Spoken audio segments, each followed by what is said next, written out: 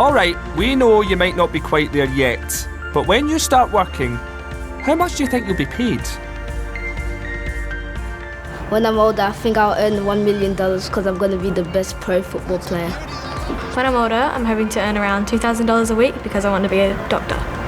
Well, I don't really know how much I'm going to earn, but I do want to become a basketballer when I'm older.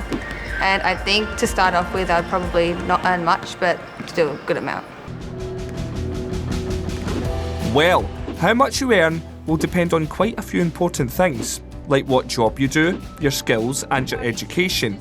But in Australia, no matter what job you do, you'll get something called a minimum wage. Alrighty, if you're 21 or over, you'll earn at least $18.93 an hour, which adds up to around $719 a week. And if you're in training, like an apprentice, it's a little bit less. But you've got to admit, it's not bad, eh? It's not that bad. Wait. Thanks. Australia has the third highest minimum wage in the world, after Luxembourg and France. And it was the second country ever to introduce a minimum wage, way back in 1896. Back then, it only applied to certain jobs, like bakers, who were all of a sudden guaranteed 1 shilling an hour, which is about 10 cents in today's money. Boom shakalaka. Since then, Australia's minimum wage has grown. But has it grown enough? Well, that's the $18 an hour question, isn't it? Well, let's put it to the kids. Do you think Australia's minimum wage is enough? But see, before you answer that question, can I just have that money back? Because that other girl took it and then she never... Not her as well. I think the minimum wage is way lower than it should be because there are people out there that need the money to feed their families and do things like insurance and electricity and water. I don't think that's enough because people have to put food on the table for their families and pay for the rent and all this stuff.